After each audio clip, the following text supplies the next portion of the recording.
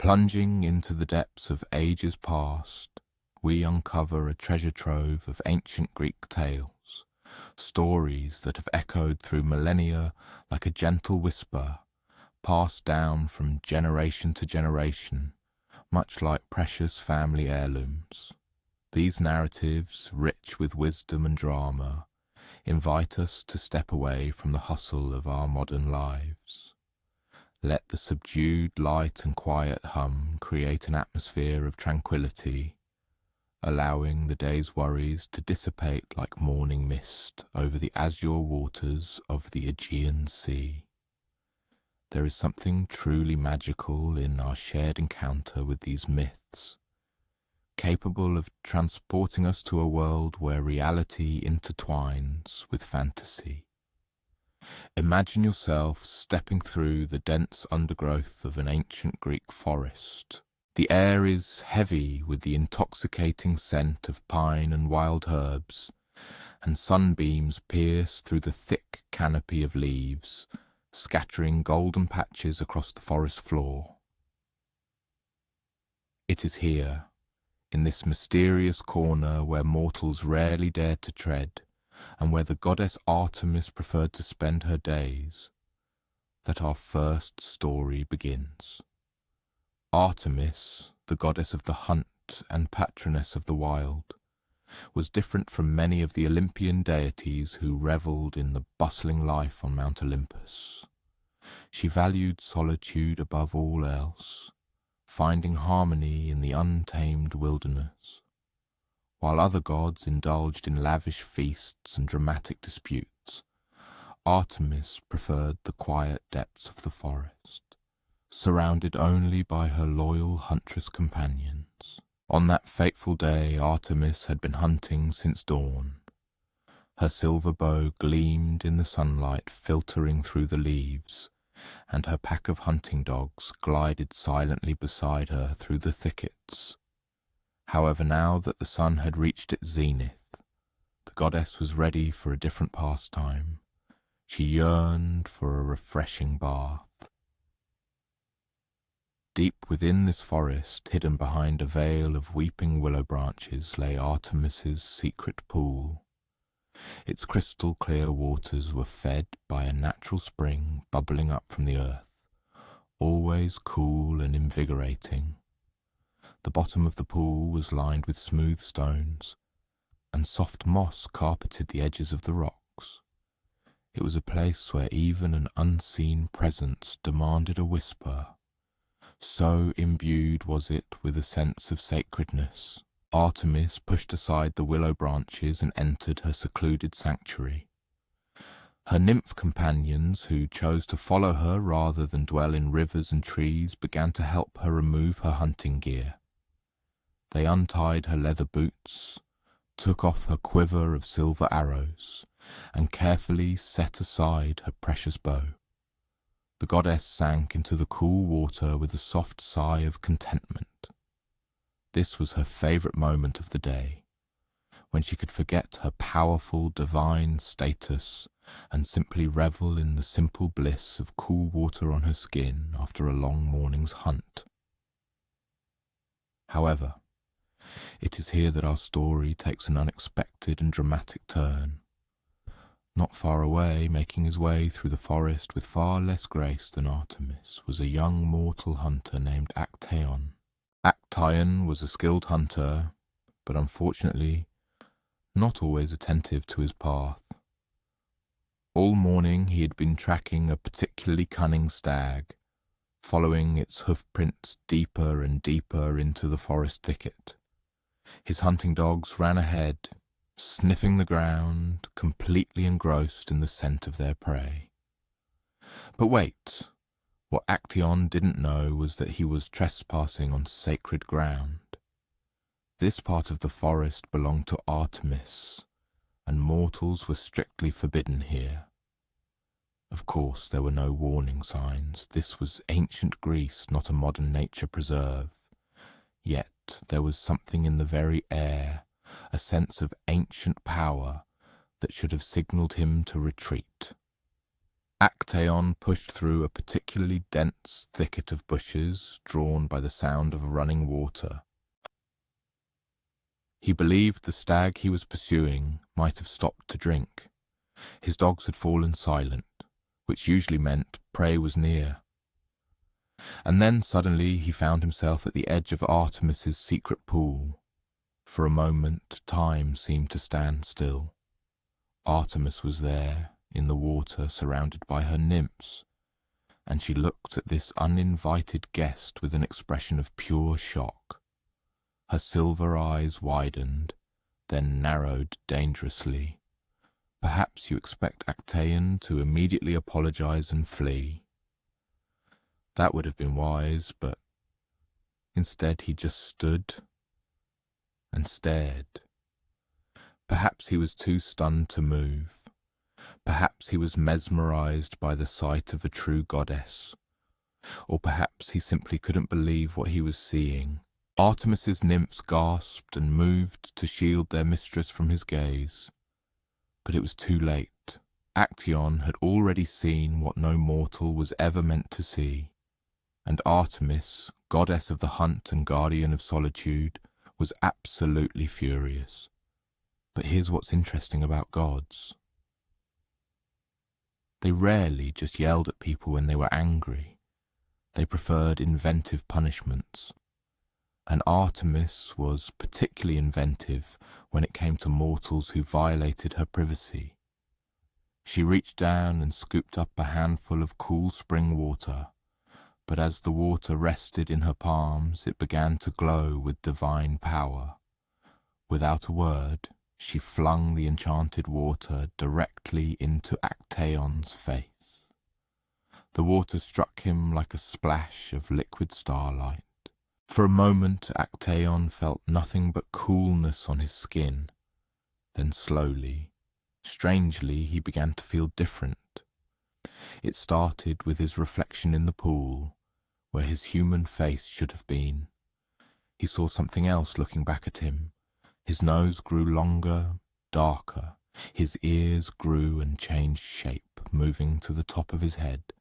Antlers, real antlers, sprouted from his skull.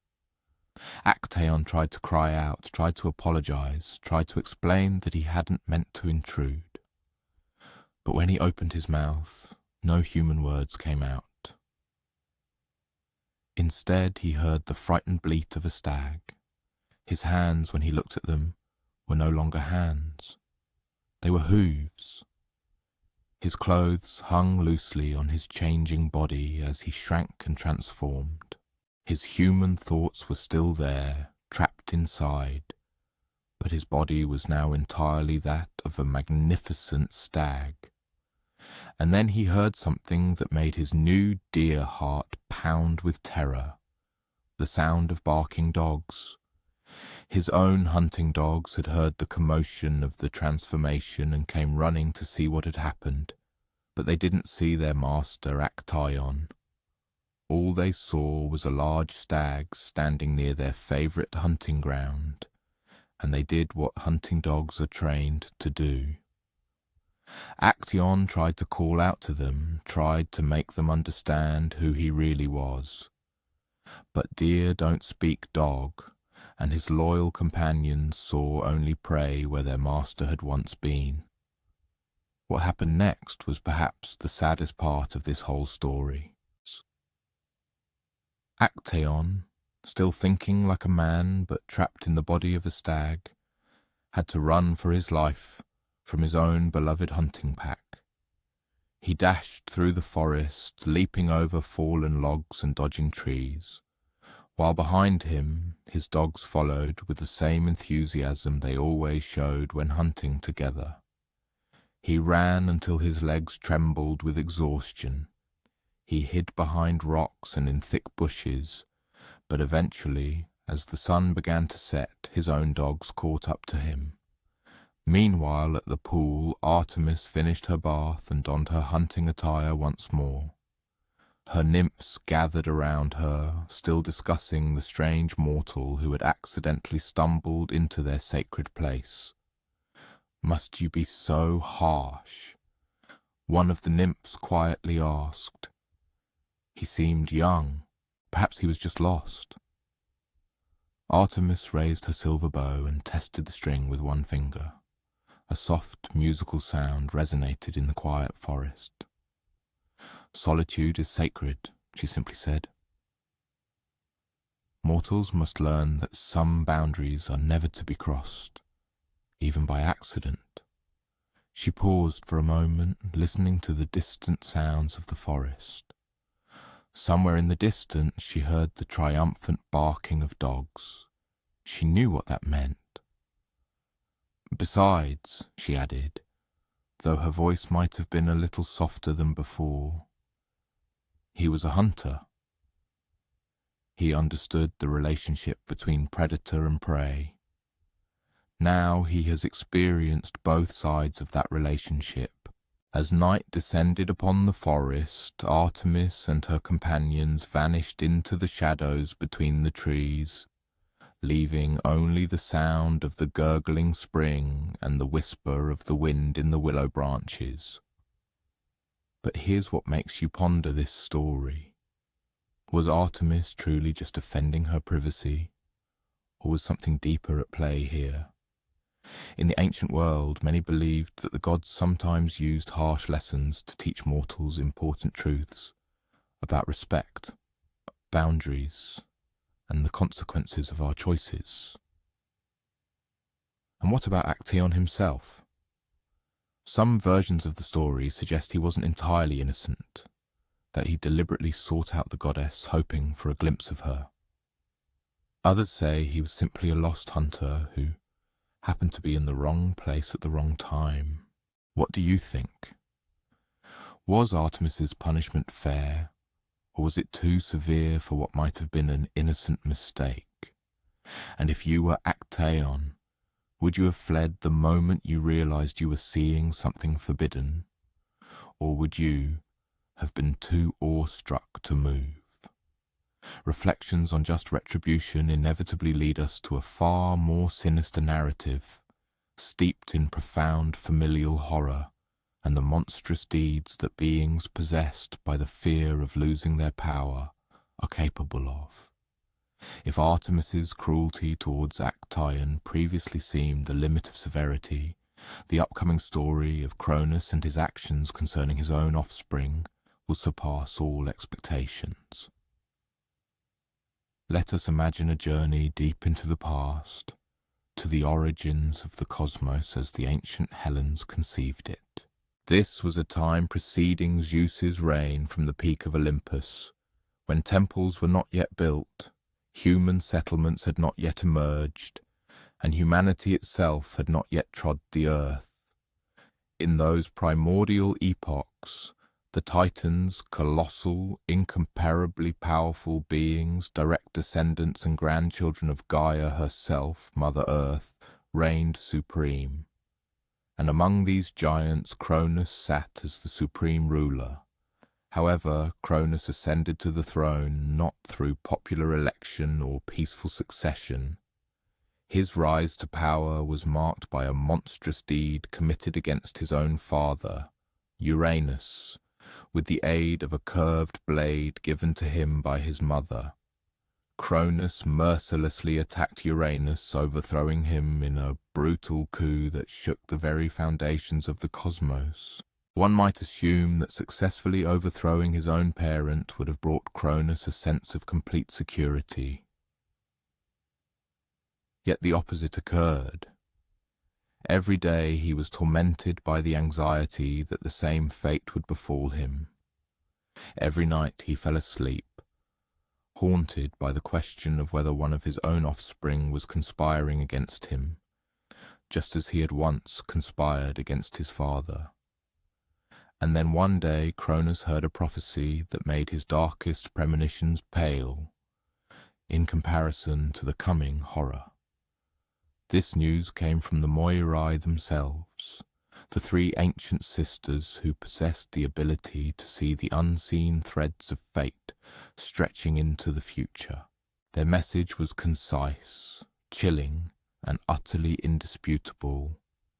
One of your children will overthrow you, just as you yourself overthrew your father.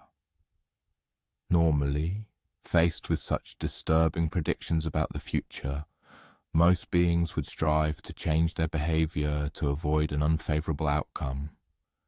They might, for example, become more caring parents or raise their offspring with greater love rather than fear. However, Cronus unfortunately chose a far more radical and straightforward path. He reasoned, if he had no children, then no offspring could ever overthrow him. But here there was a significant catch. Cronus was already married to his sister Rhea. Yes, intermarriage among close relatives apparently was common practice among the Titans, and Rhea was already carrying their firstborn. Thus Cronus devised a plan that was both ingeniously simple and utterly heartbreaking. He would allow the children to be born, and then simply swallow them. Let us try to imagine that heartbreaking scene when their first child was born, a daughter named Hestia. Rhea, exhausted by the pains of childbirth but beaming with the joy of a new mother, tenderly cradled her infant, smiling at the tiny perfect face. She likely already envisioned all the wonders she would teach her daughter, all the corners of the world they would explore together, all the boundless love they would share. And then Cronus entered the chamber. "Give me the child," he said in his low, booming Titan's voice. Rhea must have believed he wished to hold his daughter, to bless her into this world with a father's touch. Instead, Cronus took the child into his enormous hands, opened his mouth impossibly wide, and swallowed tiny Hestia in one horrifying gulp. Now, can one imagine the immense terror that seized Rhea? To picture her desperate screams, her frantic attempts to stop the monstrous act, her complete inability to comprehend why her husband was capable of such a heinous deed. But Cronus, impassive and detached, merely wiped his mouth and departed, satisfied that he had prevented at least one potential threat to his throne. The truly heartbreaking detail is that this was not a one-time act of madness. When their second child, a daughter named Demeter, was born, the same fate followed. Cronus ruthlessly took the child and swallowed her whole. Then Hera, their third offspring, was born, and she met an identical fate. Soon Hades, their first son, also disappeared in one gulp. Poseidon, their second son, followed. Another gulp, another child dissolving into his father's belly. The natural question arises, what happened to these children when Cronus swallowed them? Did they perish? The answer to this question is both unsettling and paradoxically comforting, because Cronus was an immortal Titan. His offspring were also immortal. Therefore, when he swallowed them, they did not die. Instead, they found themselves trapped within his stomach, alive, but condemned to eternal confinement in the darkness. Imagine the plight of one of these unfortunate children. They remained conscious, they thought, perhaps even heard the presence of their siblings in the surrounding pitch black, but they were deprived of the ability to escape. They were not destined to grow. They could not explore the world. Their existence was reduced to an endless wait in the warm, cramped, dark belly of their father. Meanwhile, Rhea, with each lost child, sank into deeper despair and boundless grief. She pleaded with Cronus to stop these monstrous acts. She attempted to hide when childbirth approached.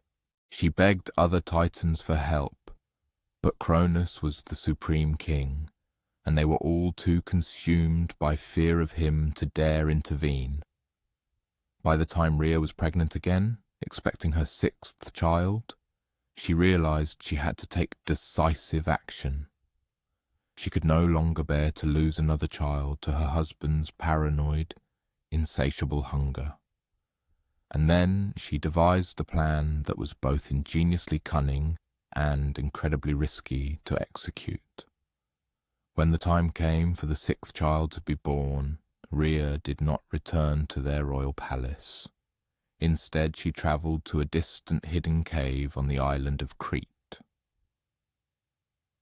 There, surrounded by benevolent nymphs who helped muffle the sounds of childbirth, she gave birth to a son, whom she named Zeus. But instead of taking baby Zeus to his father, Rhea wrapped a large stone in swaddling clothes. She carefully ensured that the stone was roughly the same size and weight as a newborn infant. She even put a tiny cap on it, so that from a distance it would look like a real baby.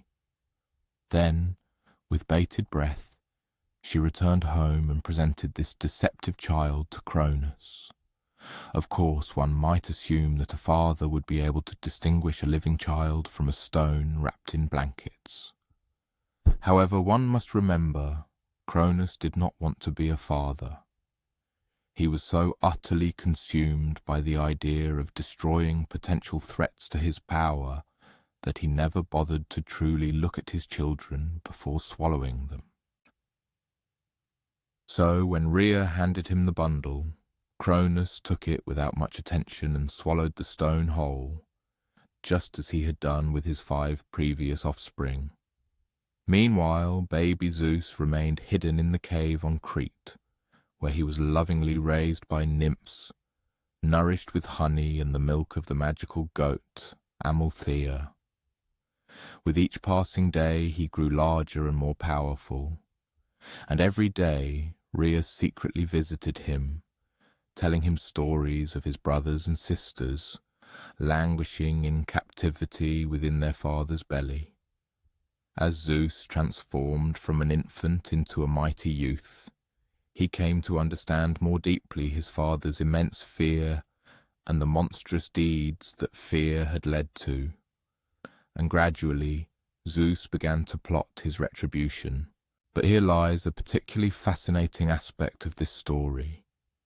Zeus did not just intend to punish his father for his inhumanity. He also planned to rescue his brothers and sisters. Unlike Cronus, who saw only potential threats in his children, Zeus viewed them as family members deserving of freedom. The question that tormented Zeus during his careful planning was this: was he destined to become like his father? Would overthrowing Cronus merely be another act that would turn him into the same cruel ruler, destined one day to fear and destroy his own children? Or could he break this vicious cycle of violence that had passed from Uranus to Cronus, and now threatened to continue with him?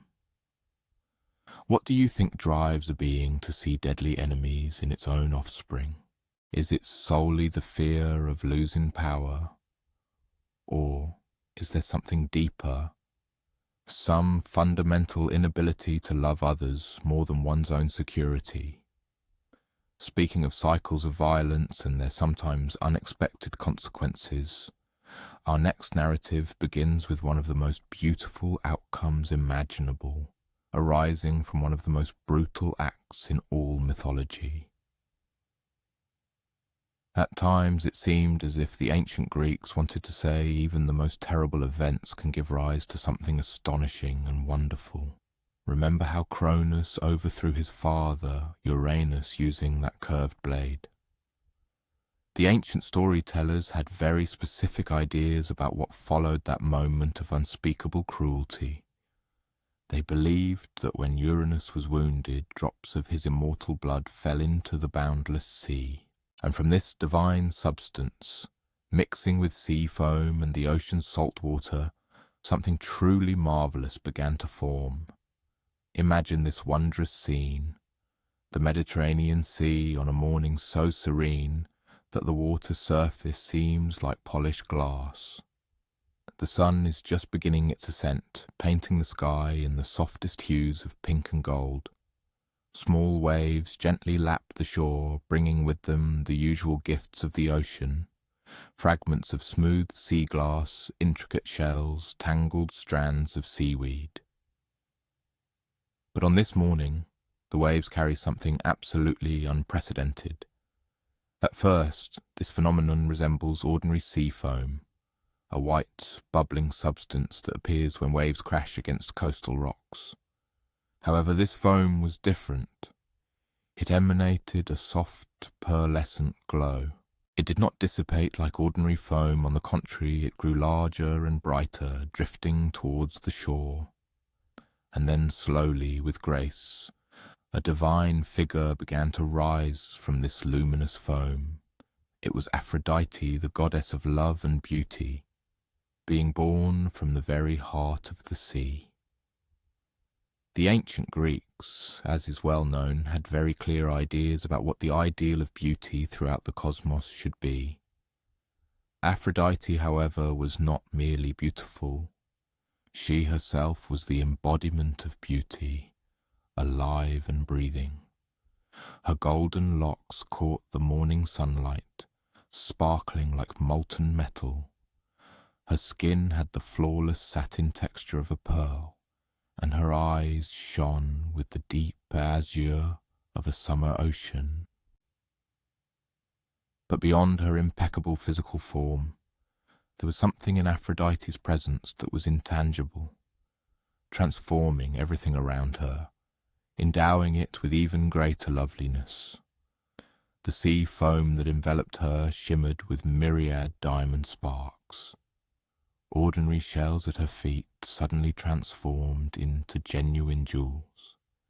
Even the seagulls soaring overhead seemed to acquire a special lightness and grace in their flight when she was near.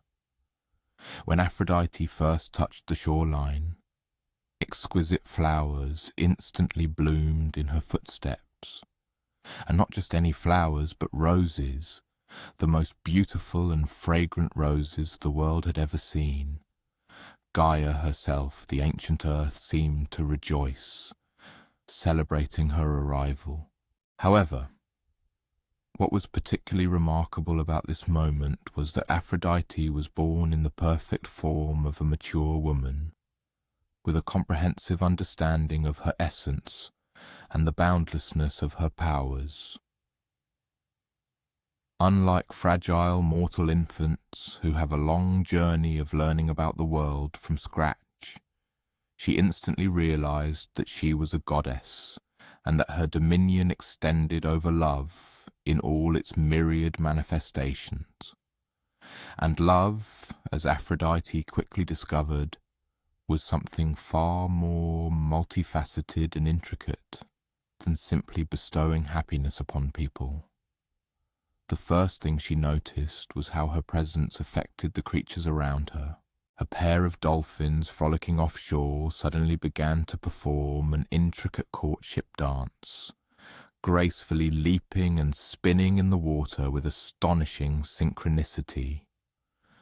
Two seagulls, which had previously been fiercely fighting over a fish, suddenly forgot their quarrel and began gently preening each other's feathers. Even the plants reacted to her influence. Vines growing in opposite directions suddenly intertwined, forming intricate patterns. Trees that stood in the distance began to lean towards their neighbours, as if seeking companionship and unity. But Aphrodite also sensed something else, the pervasive loneliness that reigned in the world. In the boundless ocean behind her, she felt the isolation of creatures swimming alone in the vast depths. On the land before her, she felt the animals and spirits who had never experienced the comfort of true companionship. And strangest of all, she could sense the emotions of her fellow gods, though she had never met them. Somewhere far away, she felt Zeus's complex burden of power and responsibility. She caught Hera's agonizing conflict between love and searing jealousy. She even sensed the loneliness of Artemis, who chose voluntary solitude, yet vaguely wondered what she was missing. It was then that Aphrodite made a fateful decision that would affect both gods and mortals for all time to come. She decided that her role would not merely be to represent love, but to actively create opportunities for it to flourish. She started small, with the creatures directly around her. She inspired dolphins to find mates. She fostered the pairing of lonely seabirds. She even guided ocean currents so that solitary fish could find each other. But as she walked along the shoreline, exploring this new world into which she had been born, Aphrodite began to understand that love was not always a simple blessing. She observed a pair of crabs fiercely fighting over territory, and realized that sometimes the desire to protect what you love can lead to conflict. She saw a mother bird fiercely driving away other birds that flew too close to her nest, and understood that love is often inextricably intertwined with possessiveness and searing jealousy. A striking discovery for her was that her very presence could cause problems. As she passed a group of young dolphins, all of them were instantly overcome with an overwhelming infatuation for her, causing them to abandon their previous attachments and follow her along the shore. She had to learn the art of managing her powerful influence, to use it consciously and selectively, avoiding indiscriminate effects on every creature around her. This was Aphrodite's first lesson in the responsibility that inevitably accompanied her powers. To be the goddess of love meant not just making everyone fall in love with each other. It implied understanding the delicate balance between passionate desire and deep respect, between fervent passion and insightful wisdom, between uniting hearts and granting them the freedom to choose their own life paths. As the sun climbed higher in the sky, Aphrodite realized that she needed to find her purpose and place among the other gods. She was born with the knowledge that there were others like her, immortal beings with their own domains and characters. But she also understood that her arrival would inevitably transform the dynamics of their relationships in ways that could not be foreseen.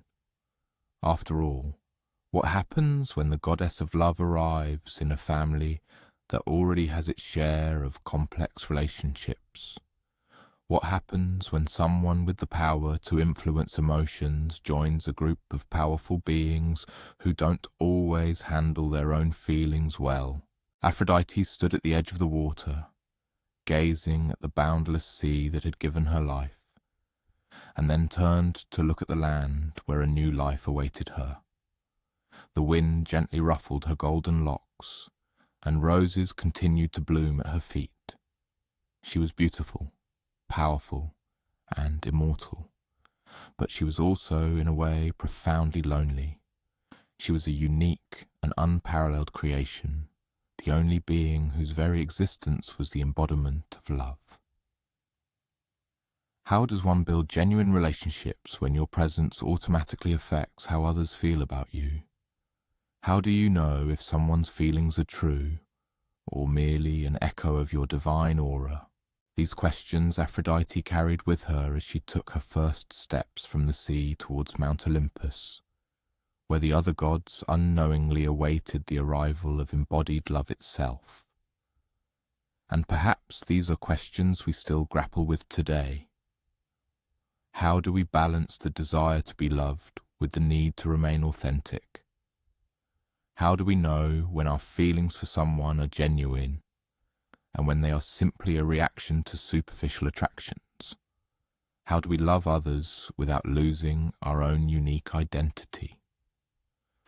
Questions of identity and authenticity lead us to one of the greatest and most terrifying challenges Zeus ever faced. A battle that tested not only his immense power, but also his sacred right to rule the cosmos. For sometimes the most fearsome threats arise not from the treachery of family betrayals or the intricate webs of romantic intrigues, but from the forces of pure, unadulterated, chaotic destruction. By then, Zeus had triumphantly overthrown his father, Cronus, freed his brothers and sisters from their dark imprisonment within their father's belly, and established his undeniable authority as the Lord of the gods on Mount Olympus. One might assume that this would be a fitting time for Zeus to enjoy the fruits of his victory and rest from his labours. Instead, it was then that Gaia herself, the ancient earth, decided to test whether Zeus was worthy of his royal throne. You see, Gaia had witnessed the endless strife between her descendants for countless generations. First, Uranus had displayed unthinkable cruelty towards his children. Then Cronus had ruthlessly overthrown Uranus. Now Zeus, in turn, had with no less cruelty deposed Cronus. Gaia was weary of this endless cycle of familial violence, and her particular indignation was aroused by the fact that Zeus had cast many of her other children, the mighty Titans, into a prison in the deepest and darkest abyss of the underworld. So Gaia decided to create a mighty champion who could finally crush Zeus, not to rule in his place, but to break the vicious cycle of brutal power struggles by eradicating the very idea of divine dominion. She retreated into the hidden depths of subterranean caves, where the rock formations still retained a molten state, and the air pulsed with unbearable heat. There, in a cave lit only by the glow of underground lava flows, Gaia embarked on her most daring and grandiose creation. She gathered clay from the abyssal ocean depths, mixed it with primordial fire from the very heart of the earth, and breathed into it all her furious rage, bitter disappointment, and unyielding desire to put an end to divine tyranny. What emerged from this process was something that had never existed before, and hopefully never would again. His name was Typhon, and he was created to be the quintessential anti-god. Imagine the largest mountain you have ever seen. Now imagine it can move, think, and hate. Typhon was so tall that when he stood upright, the top of his head touched the stars. His eyes burned like two miniature suns. Instead of hair, his skull was covered with writhing, hissing snakes. Each was venomous enough to kill 100 mortals with a single bite. But perhaps most horrifying of all were his arms. From the elbows down, instead of normal hands, Typhon had 100 serpentine dragon heads. Each head could breathe a different kind of destruction. Some breathed fire, others poisonous gas, still others an icy wind that could turn living creatures to ice in seconds. When Typhon first rose from the depths of the earth, his mere awakening and vertical movement caused earthquakes across the inhabited world. His deafening roar, emanating not only from his colossal mouth but also from all 100 dragon heads that formed his limbs, was so loud that it shattered mountain ranges and generated avalanches that thundered for thousands of miles around. When the gods on Mount Olympus first beheld the approaching figure of Typhon, their immediate reaction was not one of valour and readiness for battle, but outright flight, swift and panicked. And we are speaking of those very powerful gods who had achieved a brilliant victory over the Titans, who commanded lightning, shook the earth, and ruled over the underworld itself. But Typhon was something utterly different, unimaginable. He did not merely possess immense power, he was the living embodiment of pure chaos, destruction for destruction's sake, the ultimate annihilation of the entire world order they had so painstakingly built. One by one, the Olympian gods hastily retreated to Egypt, where they cunningly concealed themselves, taking the form of various animals to escape Typhon's discerning gaze. Thus, Aphrodite assumed the form of a fish, Apollo transformed into a raven, and Artemis became a cat. Even mighty Ares, the lord of war, turned into a wild boar and found refuge in the most remote corners of the Nile delta. However, Zeus, alone among all divine beings, did not flinch or flee, and not because he was devoid of fear. Ancient tales unequivocally state Zeus was consumed by terror of Typhon, but his decision to stay was dictated by a deep understanding that was inaccessible to the other gods. If he abandoned this battlefield, if he allowed Typhon to lay waste to Mount Olympus and everything they had painstakingly built, then Gaia, the progenitor of all existence, would achieve her sinister goal. The age of the gods would end and the world would plunge back into primordial chaos. Thus, Zeus stood alone on the highest peak of Olympus, his lightning crackling in his mighty hands, and he awaited Typhon's approach. The battle, when it finally erupted, surpassed anything the cosmos had ever witnessed. Zeus hurled one lightning bolt after another at Typhon, each shining so brightly it could blind mortals, and thundering so loudly it could be heard on the other side of the world. But Typhon seemed barely to notice these strikes. The discharges left scorch marks on his rocky skin, but they did nothing to slow his advance. Meanwhile, Typhon's 100 dragon heads unleashed their various destructive forces upon Zeus. Flames hot enough to melt bronze, poison that withered vegetation for miles around, an icy cold capable of freezing the very air, rained down on the thunderer. Zeus had to employ all his incredible speed and agility to avoid certain death in the first minutes of the fight. The battle raged for days, then weeks. The continuous thunder of Zeus's lightning and the furious roars of Typhon's heads created storms that flooded entire regions.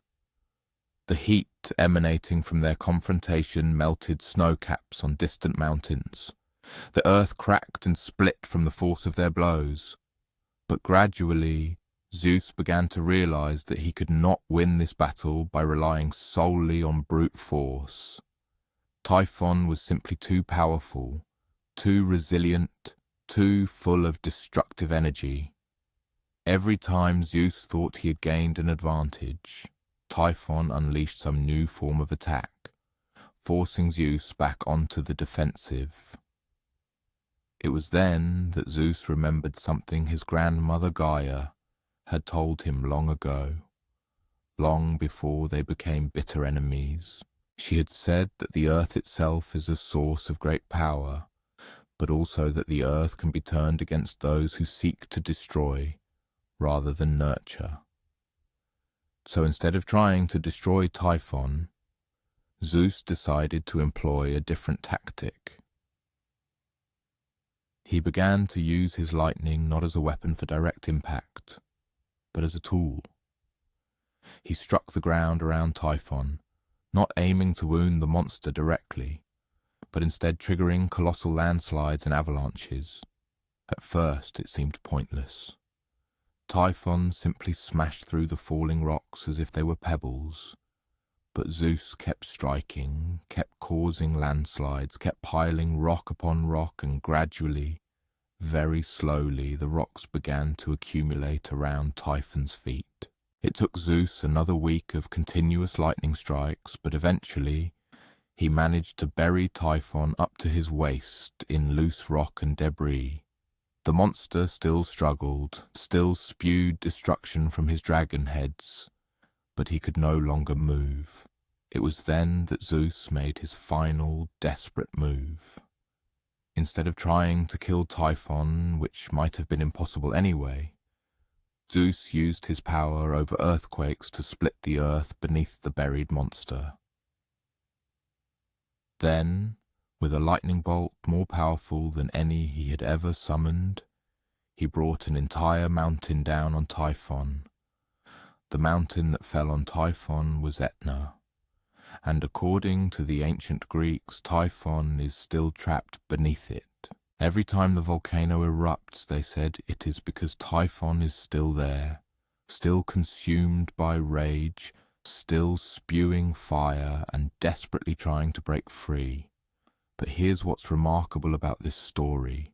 Zeus won not because he was stronger than Typhon, but because he was smarter.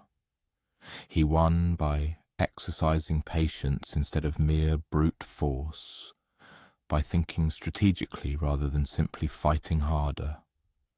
When the other gods finally returned from Egypt and found Zeus, exhausted but triumphant on the ruins of the battlefield, they asked him how he had managed to defeat what had terrified all of them. Zeus's answer was simple. I defeated him not by being more powerful. I defeated him by remembering what I was fighting for. And perhaps this lesson resonates not only in ancient mythology. Sometimes the greatest challenges in our lives cannot be overcome simply by trying harder or becoming stronger. Sometimes they require us to step back, think carefully, and remember what truly matters to us. This thought of needing to remember what we are fighting for leads us to one of the most famous heroes in all Greek mythology, and the story of how sometimes the most important battles are fought not against monsters, but against the systems that create those monsters. Let us now transport ourselves from the realm of gods to the world of mortals, to the picturesque island of Crete, where King Minos ruled with wisdom, wealth, and a terrifying secret hidden beneath his magnificent palace. This secret was called the Labyrinth, and it was the most complex structure ever built. Created by the skilled master craftsman Daedalus, it was a vast underground network of corridors, dead ends, and false passages, so intricate that anyone who dared to enter it would become hopelessly lost within minutes. And in the very heart of this labyrinth lived something that should never have existed, a creature called the Minotaur. The story of the Minotaur itself was a profound tragedy of divine punishment and heavy human consequences. King Minos had once incurred the wrath of the god Poseidon, and Poseidon's revenge took the form of a curse that caused Minos' wife to fall in love with a sacred bull. From this unnatural union the Minotaur was born, a creature with the body of a mighty man's but the head of a bull, possessing human intelligence but driven by a bestial hunger. King Minos, shamed and horrified by this grim reminder of his family's curse, commissioned Daedalus to build the labyrinth as a prison for this creature. The Minotaur could never escape, but he also could never die, never find peace, never be anything other than a monster trapped in eternal darkness. But here is where the story takes an even more tragic turn. To feed the Minotaur, King Minos imposed a terrible tribute on the prosperous city of Athens. Every 7 years, Athens was forced to send 7 youths and 7 maidens to Crete, where they were thrown into the labyrinth for the Minotaur to hunt and devour. Imagine the grief this caused Athenian families. Every 7 years, 14 families lost their children to this awful fate. The victims were chosen by lot, meaning every family with young people lived in constant fear that their son or daughter might be chosen next. It was into this desperate situation that our hero Theseus stepped.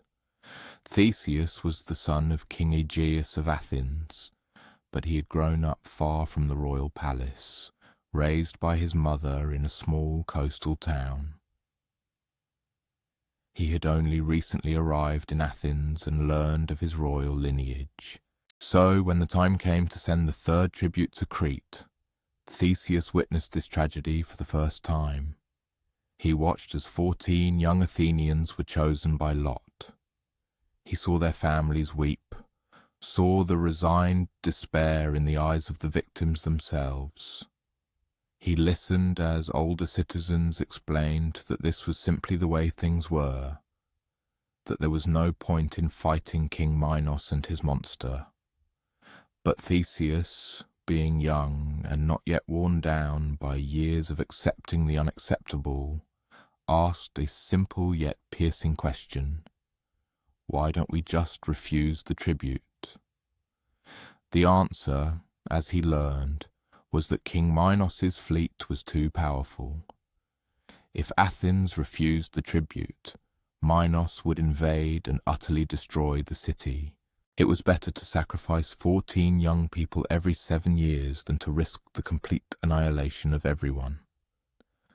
This logic did not satisfy Theseus in the slightest.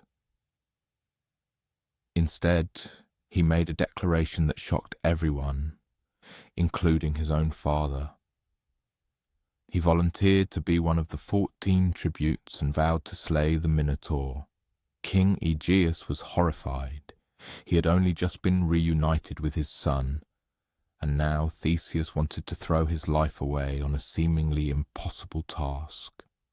Dozens of young people had already been sent into the labyrinth over the years, and none of them had ever emerged. Many of them were trained warriors.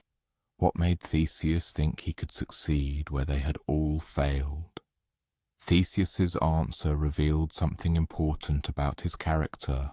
He said, "I may not be able to kill the Minotaur, but I can make sure I'm the last one to die trying." You see, Theseus had a plan that went beyond simply fighting the monster. He had studied everything known about the labyrinth, spoken to former apprentices of Daedalus, learned about its construction and layout. He believed the real problem was not killing the Minotaur. It was escaping the labyrinth afterward. So, when the ship carrying the 14 tributes arrived in Crete, Theseus carried not only a weapon, but also a ball of thread. But before we get to the famous thread trick, there's another part of this story that is often overlooked. As Theseus prepared for his confrontation with the Minotaur, he caught the attention of someone completely unexpected, Ariadne, the daughter of King Minos. Princess Ariadne grew up in the shadow of a terrifying secret. Deeply aware of the Minotaur's existence, the annual tribute, and the tragic fate of the young people who vanished into the labyrinth's bottomless depths every 7 years. However, until this moment, she had never encountered the doomed victims face to face. They were always carefully isolated from the royal court, treated not as fellow humans but rather as animals destined for sacrifice. This detachment was broken the day she encountered Theseus. For the first time, she saw a man who was to become food for a monster spawned by her own family, and, what distinguished Theseus from all previous victims, he was not going to meekly accept his fate. In his eyes burned the fire of unyielding determination to resist. Theseus's appearance plunged Ariadne into a profound moral crisis. She faced an agonizing choice. She could save Theseus's life by showing him the way through the deadly labyrinth, but this act of mercy would inevitably be a betrayal of her own father, King Minos, and could lead to the demise of her entire family if her treason were discovered. Ultimately, the princess made a decision that would forever change the course of her existence. She concluded that some societal orders and institutions were so inherently monstrous that their continued existence was unacceptable, even if opposing them meant losing everything she held dear and familiar. On the eve of the fateful day when Theseus was to enter the labyrinth, Ariadne, under the cover of night, secretly entered his cell. She brought with her an invaluable gift, given to her by Daedalus himself, the ingenious master, a ball of magical thread. This thread possessed a miraculous property. It always showed the way back to the starting point, no matter how deep into the labyrinth's tangled corridors it was unwound. "Tie one end at the entrance," the princess whispered, her voice barely trembling in the silence, "and unwind it as you go deeper into the labyrinth. When the monster is slain, follow the thread back to your longed-for freedom." But in addition to this magical artifact, Ariadne shared another, no less important treasure with the hero: exhaustive knowledge of the Minotaur's habits. This knowledge, accessible only to someone who had grown up within the palace walls, was priceless. She recounted that the creature reached the peak of its strength during the day, but became noticeably slower and sluggish at night. The Minotaur was almost blind, but possessed an exceptional sense of smell. It was intelligent enough to set cunning traps, yet at the same time so proud that a direct challenge would make it abandon any strategy, preferring brute, primal force. At dawn the next day, Theseus stepped into the ominous confines of the labyrinth. He carried with him not only Ariadne's magical thread and her invaluable guidance, but also the unbearable weight of the hopes of all who had ever paid with loved ones due to King Minos's ruthless system of rule. The labyrinth proved even more convoluted and disorienting than the hero could have imagined. Its walls were riddled with false doors and misleading symbols, and the corridors twisted, branched, and doubled back, defying all logic and common sense. Even with the guiding thread which promised to lead him back, Theseus felt himself losing his spatial orientation. Nevertheless, he steadily continued deeper into this stone maze, following the barely perceptible sound of the Minotaur's breathing and the ever-intensifying stench of old bones and instinctive fear. Finally, reaching the very heart of the labyrinth, Theseus found himself in a circular chamber, illuminated only by a single thin ray of sunlight, filtering from somewhere above. And there, piled on a mound of human bones, rested the Minotaur. The monster turned out to be smaller than Theseus had expected, yet at the same time, paradoxically, there was more humanity in it. The creature's body resembled the powerful build of a man, scarred by countless battles, but still retaining a certain graceful agility. Only the head was a true embodiment of nightmare, a massive bull's head crowned with horns capable of piercing even thick armor. For a brief moment, Theseus felt an inner turmoil. Before him was not just a bloodthirsty monster. In a sense, this creature itself was a victim, a being who had never chosen its terrible fate, condemned to eternal confinement in darkness, and forced to feed on innocent forcibly brought to it. However, then the images of all those young lives that had ended in this very chamber flashed in Theseus's memory, and he realized showing mercy to the Minotaur would mean the continuation of an endless series of deaths for future innocent victims. The battle itself, though unexpectedly short, was by no means easy. The Minotaur fought with the primal desperation of a creature too long confined, pouring all its rage and pain into every blow.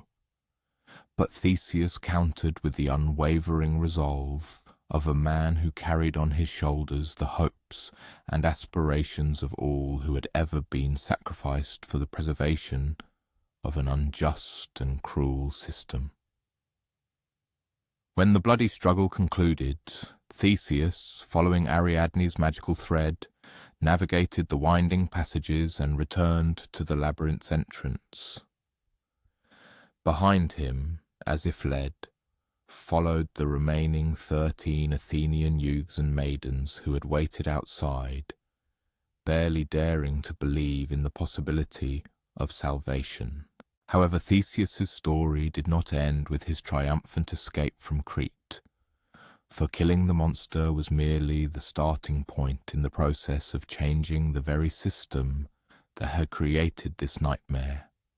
And in this, perhaps, lies the most profound and important lesson of this ancient legend.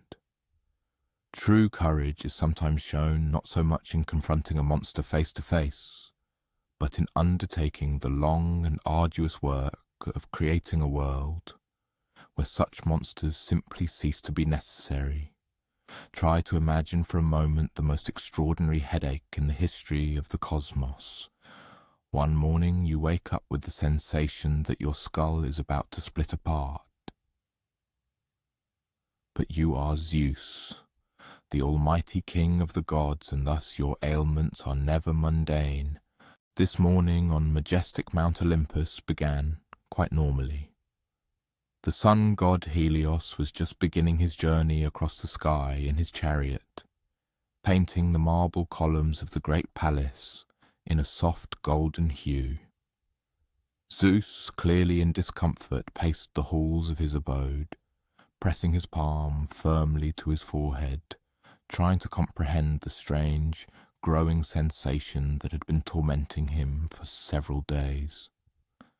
The fact was that several months before these events, Zeus had received a very disturbing prophecy. The Fates, those ancient sisters who tirelessly weave the threads of destiny, whispered something to him that made even the mighty thunder god ponder. They foretold that Metis, his first wife and goddess of wisdom, would give birth to a child who would one day overthrow him, just as Zeus himself had once overthrown his father, Cronus.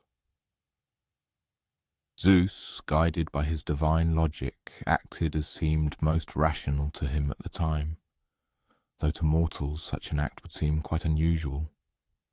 He swallowed Metis whole, believing that in doing so he would prevent the sinister prophecy from coming true. However, wisdom, it turned out, is not so easily held captive. Even while inside Zeus, Metis continued to carry their child, and this child steadily developed, learning and forming in the most incredible cradle imaginable. For several months, Zeus felt the child move, think, and even create something inside his own head. One can only guess what it's like to experience someone building something right inside your skull. Day and night, a strange, rhythmic sound of tiny hammers striking metal echoed in Zeus's head. It seemed the child was already working on something, already creating, actively preparing for her appearance in the outside world. However, this morning the growing sensation became utterly unbearable. Zeus, no longer able to endure it, summoned Hephaestus, the god of fire and craftsmanship, his son. Hephaestus appeared in the palace, carrying his massive bronze axe, which still held the warmth of the forge, and his mighty hands were stained with soot. He wondered why his father had summoned him so urgently. "My head," were the only two words Zeus uttered, and Hephaestus instantly understood everything. Gods have the ability to grasp truth without lengthy explanations. Hephaestus had awaited this day. He had even dreamed of it in his workshop during quiet afternoons when the only sounds were the steady blows of his hammer on the anvil. Both gods stood on the highest balcony of the palace, where the morning air was particularly thin and crystal clear. Below, in the world of mortals, ordinary life bustled. Farmers inspected their olive groves, fishermen mended worn nets, and children played in dusty courtyards. None of them even suspected that at this very moment they stood on the threshold of an unprecedented event, the birth of a new goddess. Hephaestus raised his axe, and with one precise, measured blow split Zeus's forehead. What followed was so extraordinary a sight that even the other gods, who had witnessed many wonders in their time, paused their conversations and stared in amazement. From Zeus's head emerged a fully grown woman, already clad in gleaming armour that seemed forged from starlight itself. Her helmet caught the rays of the morning sun, reflecting them in dazzling flashes. The spear in her hand was perfectly balanced, and her shield polished to a mirror shine. This was Athena, goddess of wisdom and war, appearing in the world not as a helpless infant, but as a perfect, ready-for-action being, capable of immediately taking her rightful place in the pantheon of gods. But what made this moment truly unforgettable was Athena's first action. She did not begin to speak or move. Instead, she began to think. This was evident in her keen grey eyes, in the way they carefully and analytically surveyed everything around her. She studied the palace's architecture, noting the placement of columns and comprehending the reasons for their arrangement. She observed the play of light on the marble floors, instantly grasping the mathematical principles underlying the phenomenon. When she finally spoke, her voice was calm and measured. "Father," she addressed Zeus, "now I understand why I was kept safe within your thoughts for so long. There is so much in the world that requires my intervention and ordering." Zeus, rubbing his already healed forehead, smiled with a deep sense of relief and undisguised pride. What is particularly fascinating about the story of Athena's birth is how vividly it reflects the values that the ancient Greeks held most dear. She was born not from passionate love or circumstance, but from thought itself, from pure reason. She appeared fully formed, for wisdom is not accumulated gradually in bits and pieces. It arrives whole and perfect, ready from the first moments to confront any challenges that await it. In the days that followed, Athena set about exploring Mount Olympus with the genuine curiosity of one seeing the world for the first time, yet with the profound understanding of one who had pondered it for months. She visited Hephaestus in his smoky workshop, delving into the secrets of crafts and construction. She conversed with Apollo about music and poetry, instantly grasping how rhythm and meter harmonized to create beauty. However, above all, her attention was drawn to the world of mortals below. From her high vantage point, she observed how cities struggled to organize their lives, how people sought to solve the complex problems of lawmaking and governance, how artisans diligently tried to perfect their skills. It was here, in the human world, that her wisdom was most needed. The first settlement to merit the attention of the goddess Athena was the one that later received her glorious name, Athens. Its inhabitants, deep in thought, actively debated the fundamental principles of constructing their society, seeking optimal ways to create a just and harmonious way of life, where every decision would benefit all. Athena, the goddess of wisdom, closely followed their lively debates, noting the persistence with which the citizens tried to resolve dilemmas that at first glance seemed to have no obvious solutions. She appeared before them not as a powerful conqueror or a formidable patroness, but as a humble mentor, emerging in the city's central square. There she vividly demonstrated the elegant arts of pottery, the intricacies of weaving, and the wisdom of cultivating olive trees.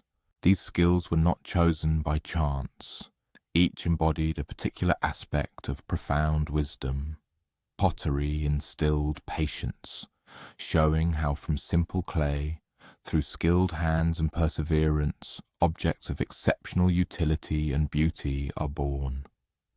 The art of weaving served as a vivid example of how many individuals' seemingly fragile threads, when skillfully joined and organized, can weave something far more durable and aesthetically perfect than each of them alone. The cultivation of olive trees symbolized the importance of long-term planning and strategic thinking. After all, olive groves require many years of care before bearing fruit, but then they generously provide food and valuable oil for generations. The citizens of Athens received these invaluable teachings with diligence and deep understanding. They ceased to perceive their polis merely as a territory for living, but realized it as a living organism that could be constantly improved and transformed through thoughtful deliberation and diligent labor. As a result of this enlightenment, they created innovative systems of governance, introduced progressive mechanisms for collective decision-making, and developed educational approaches that prioritized the development of clear and logical thinking in analyzing any problems. It is noteworthy that the influence of the goddess of wisdom was not confined to the walls of a single city. News of the extraordinary wisdom flourishing in Athens spread far beyond its borders, prompting other city-states to send their envoys and citizens to acquire this knowledge. Upon returning home, these enlightened visitors brought with them fresh concepts in architecture, principles of social organization, and innovative approaches to conflict resolution through constructive dialogue, rather than the application of brute force. However, Athena herself never claimed credit for these significant improvements. On the contrary, when mortals expressed their gratitude to her, she invariably emphasized that true wisdom always resided within themselves. Her role was merely to help them systematize and organize their own thoughts, just as her own miraculous birth from Zeus's head was the result of organizing and crystallizing his disparate ideas into something clear, purposeful, and perfect. As you drift off to sleep this evening, consider the symbolic moment of Athena's birth, for it vividly demonstrates that sometimes the most significant and profound discoveries do not come from outside, but arise from the careful organization and understanding of what is already contained within our inner world. How many fruitful ideas are currently ripening in the depths of your own consciousness, awaiting only the opportune moment to emerge into the world in their full, perfect form. What hitherto unknown wisdom might reveal itself tomorrow, one that has been subtly forming in the back of your mind, ready to help you gain a clearer and deeper understanding of the world around you. Continuing our reflection on the nature of wisdom and the true value of what we seek to acquire in life, let us turn to the instructive story of a king. He was absolutely certain of his desires, but soon bitterly realized that the fulfillment of a cherished dream is by no means always the blessing we initially imagine it to be. In ancient times, King Midas reigned over fertile Phrygia, lands now part of modern Turkey, where rolling hills were generously dotted with sprawling olive groves and lush vineyards. The monarch's majestic palace proudly towered over picturesque valleys, through which shepherds had driven their flocks along well-worn paths for centuries, and merchants laden with goods from distant lands traversed dusty roads. Although his kingdom prospered in peace and abundance, Midas often stood thoughtfully by his treasury, consumed by an insatiable desire to multiply its contents. The fact was that Midas, over time, developed, if one can put it this way, a very specific passion for counting and accumulating. Every morning, barely finishing his breakfast of fragrant honey cakes and fresh goat's milk, he invariably descended the cool stone steps into his spacious treasury. There, his fingers slid over gleaming piles of silver coins. He lifted exquisite golden goblets to the lamp's light to admire their shimmer, and meticulously arranged precious stones in neat, sparkling rows. The soft clink of metal and the quiet rustle of stones became for him a peculiar, enchanting music, a true symphony of wealth.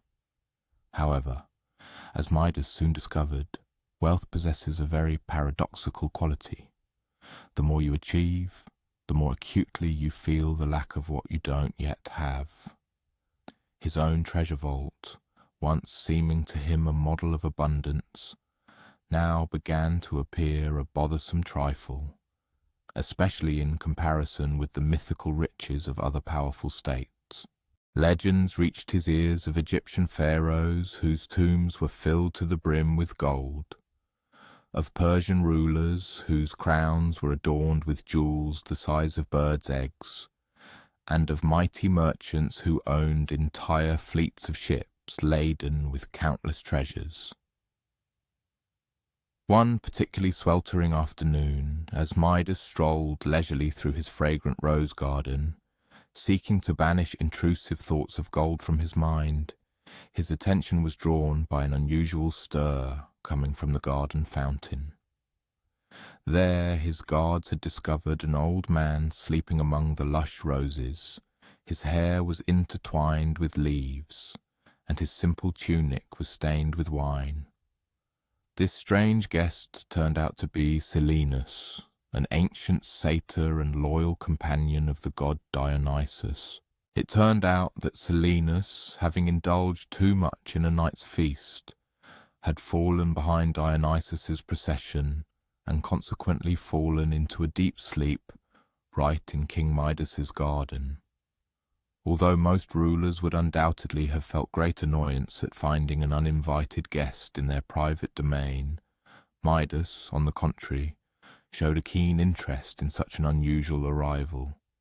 For 10 days Midas accorded Silenus all the honours due to the most important guest. They shared meals on a secluded palace terrace, admiring how the setting sun painted the distant mountain peaks in iridescent shades of gold and purple. Silenus, in turn, shared with the king stories of his travels with Dionysus. He recounted boisterous festivals in distant cities, magical vineyards that yielded wine so sweet it brought tears of joy to mortals, and feasts that lasted from new moon to new moon. What struck Midas most in these tales was their complete absence of any mention of accumulating material possessions. Instead, they were entirely dedicated to the value of experienced moments and the fullness of feelings. Silenus spoke of ideal evenings when harmonious music and genuine laughter seemed to elevate people above their daily worries, of simple meals that acquired a magical charm thanks to being shared with loyal friends, and of dances that continued until dawn, for no one wished for that pure joy to ever end. When Dionysus himself arrived to retrieve his companion, he was so touched and pleased by Midas's hospitality that he offered the king any reward he wished. Anything, Dionysus said, and in his eyes sparkled the mischievous glint that gods sometimes display, sensing that mortals are about to make very curious, though fatal mistakes. Without a moment's hesitation, Midas voiced his cherished desire. Grant me, O great god, the ability to turn into pure gold everything I touch. Dionysus, raising an eyebrow, asked with slight doubt if Midas was truly firm in such an unusual wish. The king enthusiastically nodded in response, for in his imagination he already saw visions of countless treasures. He felt the weight of golden coins, saw the dazzling gleam of golden statues, imagined the limitless shining wealth that would soon belong to him. Dionysus granted Midas's wish with an almost indifferent, careless gesture, as if swatting away an annoying fly. "It is done," the god succinctly said, and then, with Silenus, they left the palace, leaving Midas alone with his newfound, almighty, but not yet fully understood power. The first, tentative test was minor. Midas carefully extended his hand and touched a delicate rose growing in his own garden. Instantly, as if by magic, its silky petals transformed into hard, dazzlingly bright gold. The transformation was undoubtedly magnificent in its own way. Every tiny detail of the flower was flawlessly preserved, every elegant curve of the petal frozen in precious metal. However, the rose lost its enchanting fragrance. It could no longer gently sway in the soft breeze. It had become a perfect but utterly lifeless replica of itself. Despite this, King Midas was overcome with unrestrained delight. He hurried through his palace, touching everything his hands could reach. Ordinary chairs turned into golden thrones, humble curtains transformed into luxurious golden drapes. Even the stones beneath his feet became pure gold with every step he took. By evening, his palace had transformed into something that could only be seen in the most fantastic dreams. Everything around shone, everything was precious, and the total value of this splendor surpassed the wealth of entire kingdoms. However, the first serious difficulties became apparent during dinner. Midas, weary from a full day of continuous golden transformations, sat down at the table to eat. He reached for a cluster of grapes, but at that very moment the juicy berries solidified, turning into solid gold right in his fingers. The king tried to drink wine, but the noble beverage instantly hardened, turning into a metallic substance as soon as it touched his lips. Bread, honey, and even plain water. Everything he tried to consume turned into inedible gold the instant his fingers or lips touched it. That long first night, Midas lay on his luxurious golden bed, surrounded by golden pillows, and gazing at the golden ceiling, felt his stomach painfully clench with unbearable hunger. The bitter irony of his situation could not escape his consciousness. He was probably the richest man on earth, yet he was deprived of the ability to taste even the simplest food. However, the true unbearable bitterness overwhelmed the king the next morning when his beloved daughter, Zoe, ran up to him to greet her father as she did every day. She was his boundless pride and greatest joy, a cheerful 10-year-old girl whose presence filled the palace with ringing laughter and endless questions about everything around her. Without a moment's hesitation, Midas instinctively reached out to embrace her, as was their daily custom. The transformation was instantaneous and, to the king's horror, absolutely irreversible. In one moment, Zoe was running towards him, her face radiant with morning joy, and in the next, she transformed into a flawless golden statue, forever frozen in her impulse. The expression of her happy anticipation was preserved with astonishing accuracy, but she could no longer utter a word, could not laugh brightly, could not ask her endless questions that once delighted Midas more than any treasure in the world. Midas, struck with grief, collapsed to his knees beside the lifeless golden figure of his daughter. Inconsolable tears streamed down his face, and only at this moment did he truly realize what he had traded for his greedy desire.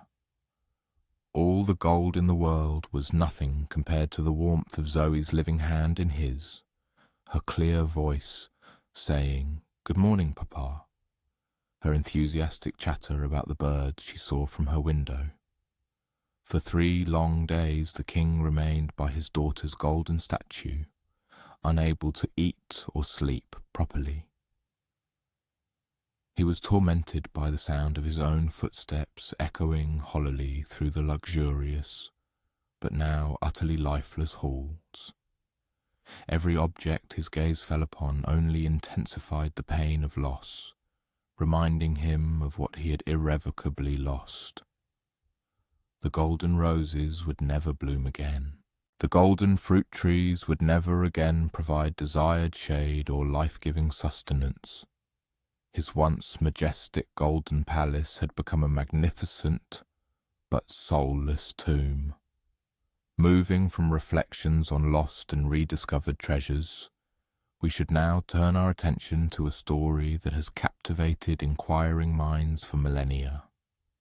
This is the legend of Atlantis, a city that reached unprecedented heights of development, extraordinarily beautiful, and so consumed by pride that it vanished into the depths of the sea in just one fateful day and one night. Imagine, if you will, a powerful island kingdom located beyond the Pillars of Hercules, now known as the Strait of Gibraltar. This was not merely a patch of land, but a place where human genius created wondrous marvels bordering on magic.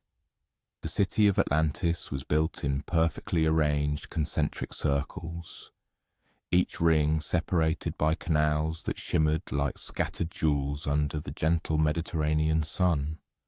The Atlanteans were direct descendants of Poseidon himself, the god of the sea. Their founder, Atlas, was granted dominion over this paradise island, and his people inherited both his profound wisdom and an unbreakable bond with the ocean that surrounded them. For many generations they lived in complete unity with the sea. Their ships travelled to distant lands not with warlike intentions, but as merchants and educators.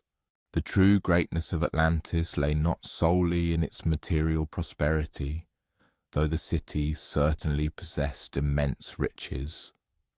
The true marvel was the skill with which the Atlanteans constructed their society. They created systems of governance that harmoniously combined personal freedom with a deep sense of civic responsibility.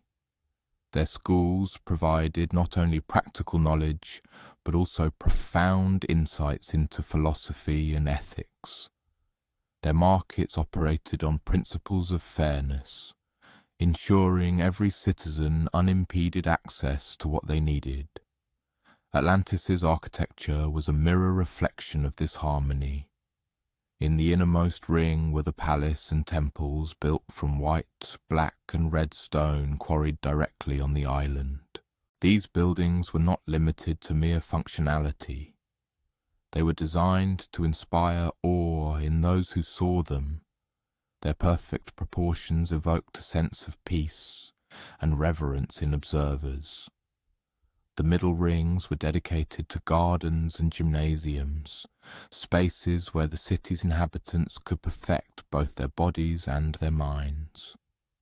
The outer ring included workshops and harbours where the city's practical activities buzzed. But perhaps most striking were the engineering achievements. The Atlanteans constructed a complex system of bridges and underground tunnels that connected all the city's rings, ensuring seamless and efficient movement of people and goods. They developed advanced methods of climate control, maintaining an optimal temperature in their buildings throughout the year. Their harbours were capable of accommodating ships from all corners of the then civilized world, equipped with ingenious mechanisms that allowed for the loading and unloading of goods with astonishing speed and safety. For many centuries, this system functioned flawlessly. Atlantean explorers brought wisdom from the most remote corners of the world, mathematical theories from Babylon, astronomical data gathered in Egypt, philosophical insights from the nascent Greek city-states. However, instead of passively absorbing these foreign ideas, the Atlanteans organically integrated them with their indigenous traditions, forming unique syntheses that surpassed the simple sum of their constituent elements. The turning point came imperceptibly, so gradually that most of Atlantis' inhabitants did not sense its approach.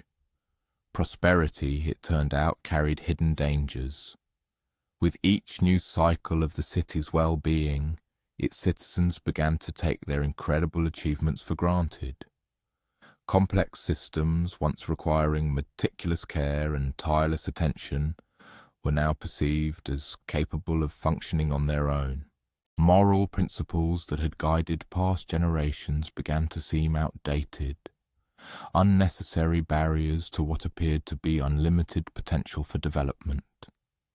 In the political arena, a new generation of rulers emerged. These were people who had grown up amidst Atlantis' incredible wonders, without having contributed to their creation. Looking at their impeccably organized city, they concluded that the time had come for expansion, time to share Atlantis' superior methods with other peoples of the world, regardless of whether those peoples desired such instruction. These leaders began to speak of Atlantis' great destiny and its mission to guide less developed civilizations. They developed military technologies as sophisticated as their peaceful inventions. Their ships, once welcomed in foreign ports as harbingers of trade and wisdom, now arrived in foreign ports as precursors of impending conquest. These changes became evident even in the city's daily life. Forums where citizens once gathered for lively discussions of state affairs transformed into venues where only already adopted government decrees were announced.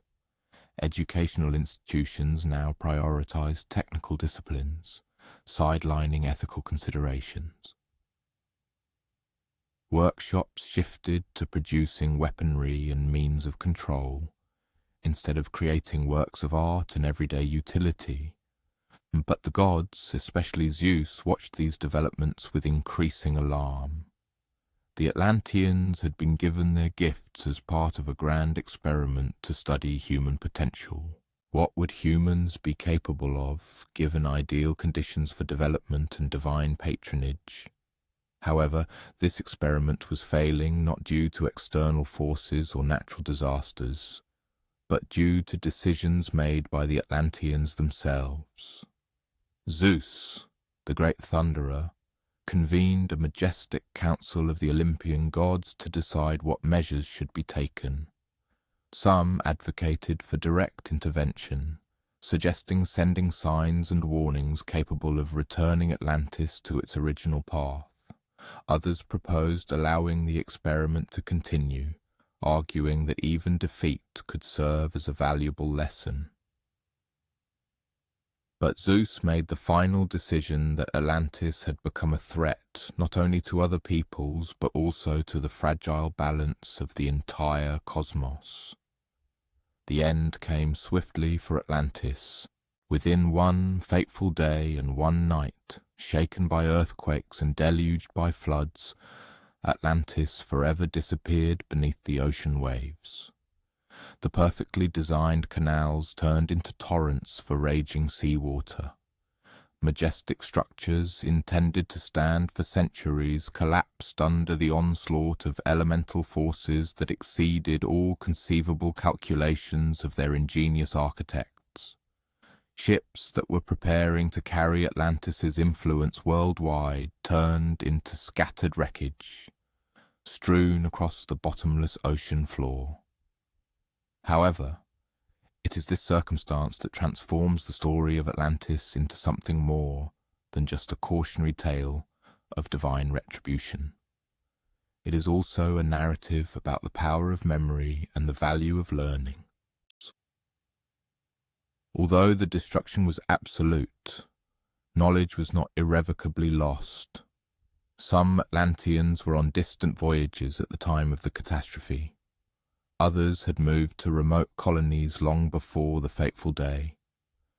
These survivors not only preserved technical knowledge, but also carefully cherished the memory of the heights their civilization had reached, as well as the reasons for its downfall. These scattered fragments of Atlantean wisdom significantly influenced the development of other civilizations. Atlantean mathematical discoveries found their way into Babylonian astronomy, their architectural principles manifested in majestic Egyptian monuments. Philosophical insights contributed to the flourishing of Greek thought, yet the survivors sought to transmit only the constructive aspects of their rich heritage, while carefully preserving warnings about destructive pride and the pernicious abuse of power. Plato, many centuries later, referred to the story of Atlantis not as a chronicler recording dry facts, but as a profound philosopher seeking to grasp fundamental ideas. He used this ancient narrative to explore questions whose relevance has not diminished for the inhabitants of ancient Athens or for modern humanity. What happens when a society's unprecedented opportunities surpass its wisdom? How do we preserve the fundamental values that ensured our success when success itself becomes commonplace and ordinary? What obligations and responsibilities does power impose on us, whether personal or societal? Although the physical Atlantis may have sunk into the sea, its metaphorical significance continues to manifest in new guises. Every civilization that has reached the heights of development has inevitably faced the same fateful choice as the Atlanteans: to direct its achievements toward creation and prosperity, or to use them as a tool for domination and suppression. Reflecting this evening, it is worth considering the little Atlantises present in our own lives. What systems, what relationships have we built that require tireless attention and careful nurturing to maintain their viability? What principles and guidelines direct our choices when success tempts us to believe that accepted rules no longer apply? Perhaps the greatest treasure is not our creations themselves, but the wisdom that allows us to preserve what is most valuable in what we have created. From reflections on cities that vanished, we now turn to changes that inevitably return. This is about the eternal cycle that brings both darkness and light, both death and rebirth, an end that is always also a new beginning. This is the narrative of why seasons exist, and why sometimes the most necessary journeys are those that take us furthest from our familiar home. Persephone, daughter of Demeter, goddess of the harvest, grew up surrounded by the endless abundance her mother generously provided. Their home was a valley where spring seemed to reign eternally. Flowers bloomed tirelessly, trees always bore fruit, and fields were invariably ready for harvest. It was truly a beautiful place, but perhaps too sheltered, too perfect for a young soul filled with curiosity about the wider world.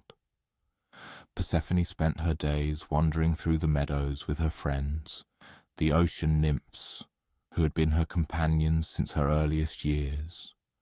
They gathered bouquets, wove wreaths from flexible vines, told each other stories, and engaged in games whose sole purpose was pure joy. It was an idyllic, serene life. However, lately Persephone had felt a strange uneasiness, a premonition that beyond her mother's protected valley, new experiences and unknown knowledge awaited her. She began asking Demeter questions that caused the goddess of the harvest evident discomfort. What lies beneath the earth that makes plants reach upwards? Why must some seeds be buried in darkness before they can sprout towards the light? What happens to the part of the cycle her mother never spoke about? To the dying that seemed an integral part of any rebirth? Demeter always tried to change the subject when such conversations arose. She had gone to great lengths to create a realm where her daughter would never have to face loss or suffering. The thought that Persephone might be curious about these darker aspects of existence deeply troubled her. She increased her vigilance, striving to fill her daughter's days with pleasant activities that would distract her from such unsettling thoughts. However, Hades, lord of the underworld, watched Persephone from his distant realm.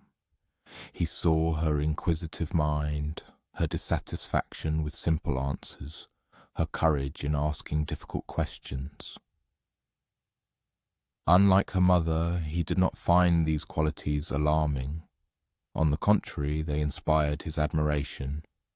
In her he saw one who could understand that darkness and light are partners, not enemies, in the great dance of existence. The day everything changed began like any other. Persephone was gathering flowers with her companions in a meadow that seemed particularly beautiful that morning. The grass was soft under their feet. The air was warm and sweet with the fragrance of blooming narcissus. Persephone felt an irresistible pull towards one flower, a narcissus that shone brighter than the others, its petals hypnotically catching the sunlight. As she bent down to pluck this extraordinary flower, the earth opened beneath her feet. But instead of falling, she felt herself gently lifted by unseen hands, carried down through layers of soil and stone into caves that sparkled with precious gems and metals. The journey was frightening, yes, but also amazing. She saw parts of the world that no mortal had ever experienced. She arrived in the underworld not as a prisoner, but as an honoured guest in a palace more magnificent than anything she could have imagined. The halls were carved from black marble veined with silver, illuminated by flames that cast no shadows and generated heat without smoke. Gardens grew here too, but they were unlike any in the upper world. Plants that bloomed in darkness, trees that bore fruit of silver and gold, flowers that sang soft melodies instead of exuding fragrance. Hades met her with formal courtesy, explaining that he had brought her here not for selfish reasons.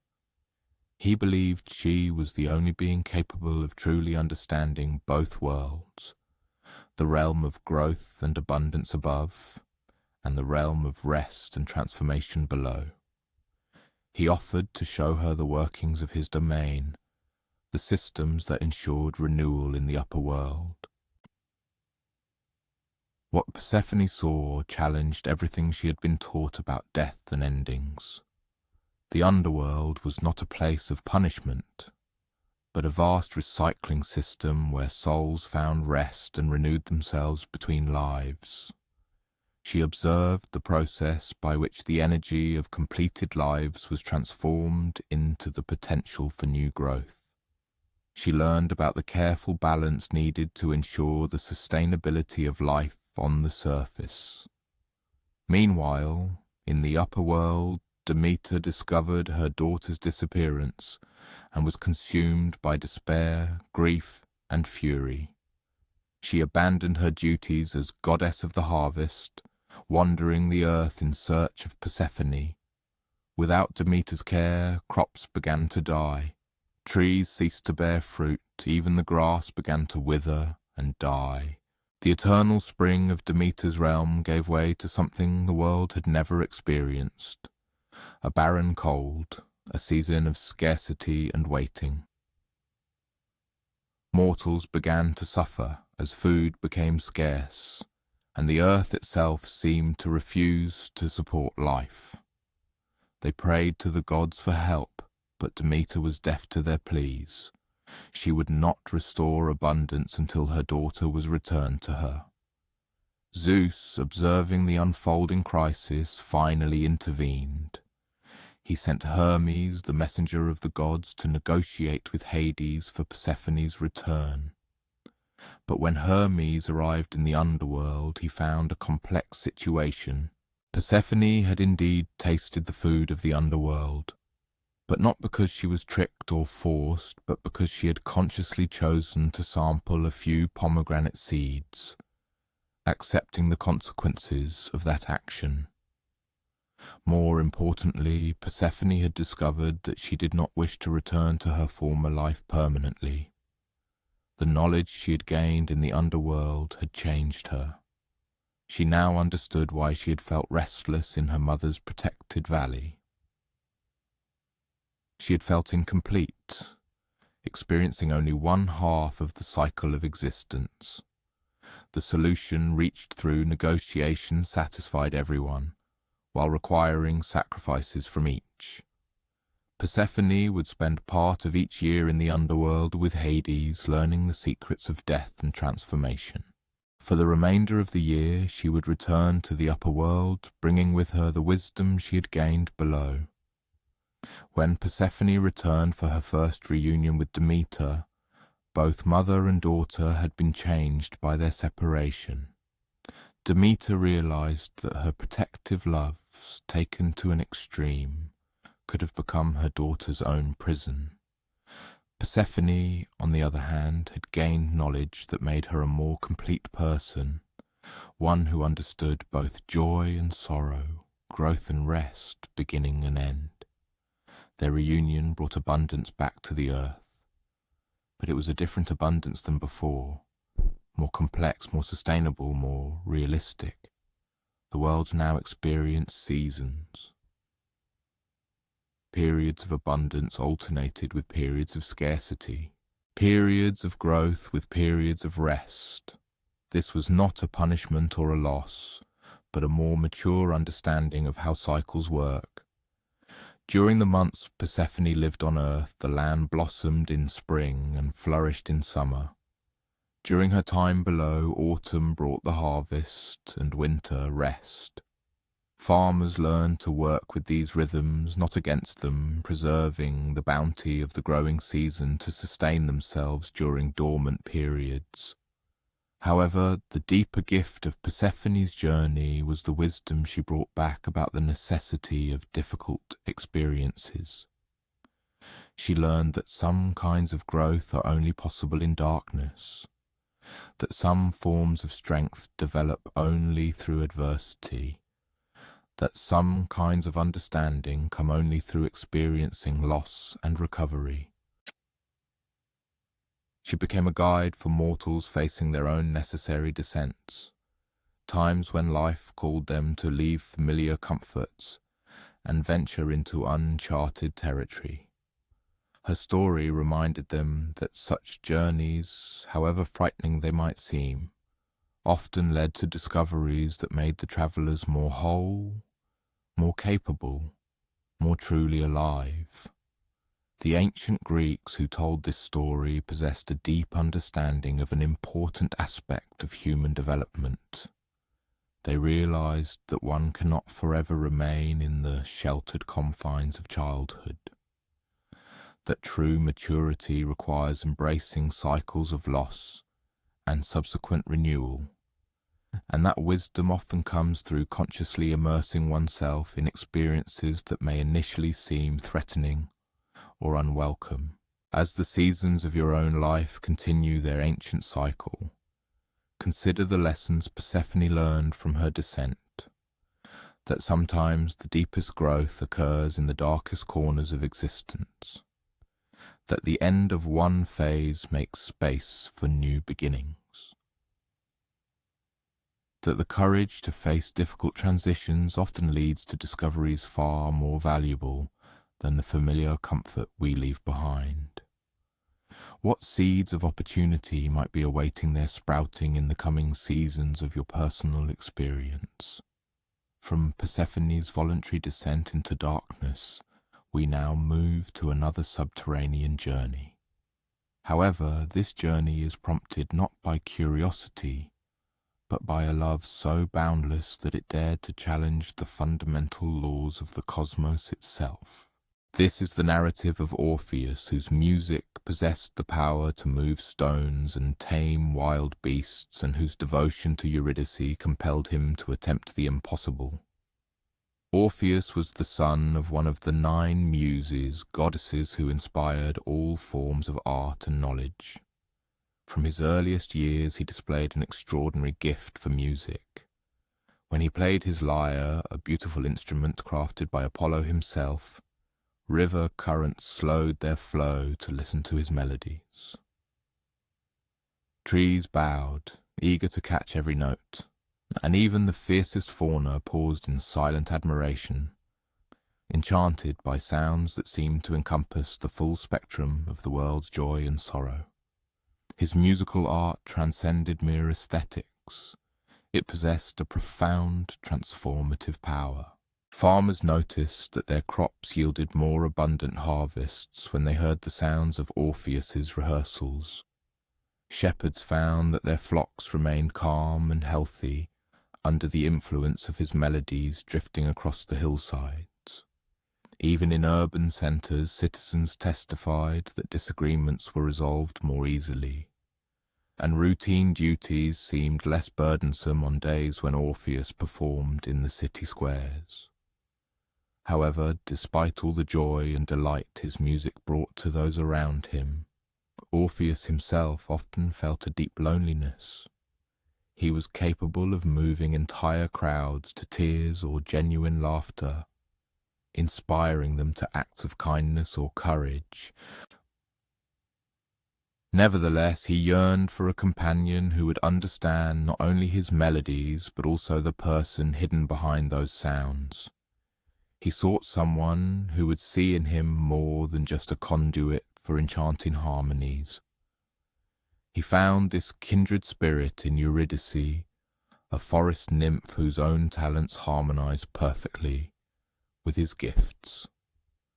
While Orpheus masterfully created music capable of expressing any human emotion, Eurydice possessed an intuitive understanding of the natural world, allowing her to discern meanings in his compositions that eluded others. Listening to one of his melodies, she could accurately determine if it had been composed at dawn or dusk, whether he had observed soaring eagles or fish gliding in the water, and whether his heart was filled with hope or gripped by melancholy. Their courtship unfolded like a prolonged, tender melody. They took leisurely strolls through forest thickets, where Orpheus played softly, and Eurydice, in turn, pointed out to him the reactions of various living creatures to different musical phrases. She taught him the art of weaving natural sounds, be it birdsong, the whisper of wind in the leaves, or the gurgle of water over stones, into his compositions. He, for his part, showed her how human experiences could be expressed through rhythm and melody with a depth that words could never convey. Their wedding became an event solemnly celebrated by both gods and mortals. Apollo himself provided the musical accompaniment for the ceremony, though he admitted that his own performance seemed simple compared to the mastery achieved by his pupil. All 9 muses were present, each contributing her unique artistry to make the celebration perfect. Hymen, the god of marriage, bestowed blessings upon their union, offering prayers for lasting happiness and fruitful joint creativity. For a brief period, their shared existence embodied all their aspirations. They built a modest dwelling in a picturesque grove, where the acoustics were impeccable for musical creation. Mornings began with Orpheus immersing himself in composition, while Eurydice tended the garden. Each subtly sensed the rhythm of the other's life, and their individual pursuits intertwined into a harmony surpassing what either could have achieved alone. Evenings were dedicated to sharing the day's discoveries, a new melody developed by Orpheus, or an unusual bird call that Eurydice had learned to imitate. However, their serene happiness did not go unnoticed by others, and not all of them harboured good intentions. Aristaeus, a minor god who had long harboured a passion for Eurydice, watched their contentment with a growing sense of resentment. Even before her marriage, he had offered Eurydice gifts and paid her attentions, and her gentle but firm rejections had wounded his pride far more deeply than he was willing to admit. One afternoon, when Orpheus was away consulting with other musicians, Aristaeus approached Eurydice in her garden. His first attempts to engage in conversation were met with polite but unequivocal rejections. When he became more persistent, implying that she deserved a more distinguished husband than a mere musician, Eurydice began to retreat towards the forest, hoping to escape him among the trees where she could move with greater ease than he. In her haste, striving to evade her pursuer, she accidentally stepped on a venomous snake, slumbering in the tall grass. The bite was instantaneous and fatal. By the time Orpheus returned and found her, Eurydice had already begun her journey to the underworld, leaving behind only the fading warmth of a body no longer inhabited by the spirit he loved so dearly. Orpheus's grief surpassed anything the world had ever known. His inconsolable lamentations were so piercing that they disrupted the very natural order of existence. Trees prematurely shed their leaves, rivers overflowed their banks, as if mourning the loss. Wild beasts left their hiding places, drawn not by the former beauty of his music, but by the depth of sorrow that seemed to cry out to every creature that had ever known loss. For many days Orpheus could only sit by Eurydice's grave, drawing melodies of unspeakable anguish from his lyre. Gradually, however, a new, audacious thought began to form in his mind. His music had always possessed the ability to accomplish the impossible. Why should death be an exception to this rule, different from any other obstacle? If his songs could move stones and calm storms, then perhaps they were also capable of touching the hearts of the gods who ruled the underworld. Against the advice of all his acquaintances, Orpheus made the firm decision to descend into Hades's realm and plead for Eurydice's return. He made his way to one of the hidden entrances to the underworld, a cave so deep and dark that no mortal had ever returned from its uncharted depths. However, Orpheus entered it, carrying only his lyre, fully trusting that his music would serve as his protection, where weapons and armour would be utterly useless. The journey through the underworld was like moving through a landscape of frozen sorrow. He passed caves whose walls continuously exuded moisture, rivers whose waters were the tears of mourners, and valleys where mist formed from the last breaths of the deceased. However, wherever he went, his music always preceded him, and the inhabitants of this realm, creatures accustomed to inexhaustible sadness, suddenly found themselves experiencing something they had almost forgotten: hope. Even Cerberus, the fearsome three-headed dog guarding the gates of Hades, was deeply moved by Orpheus's lament. Instead of attacking the living intruder, the great beast lowered all three of its heads and allowed its eyes to close, lulled to peaceful sleep by melodies that spoke of a love so powerful it transcended all boundaries between life and death. When Orpheus finally reached the throne room of Hades and Persephone, his music had already announced his arrival. The rulers of the underworld were waiting, aware that they were about to hear a plea unlike any ever uttered in their domain. Orpheus performed for them the entire story of his love for Eurydice, their meeting, their courtship, their brief moment of happiness, and his crushing loss. But more importantly, he played the very music of love, melodies that reminded even these divine beings of the sacred bonds they cherished, the losses they had endured, and how caring for another being gives life its deepest meaning. Persephone, who understood the pain of separation from loved ones better than many others, openly shed tears as she listened to his playing.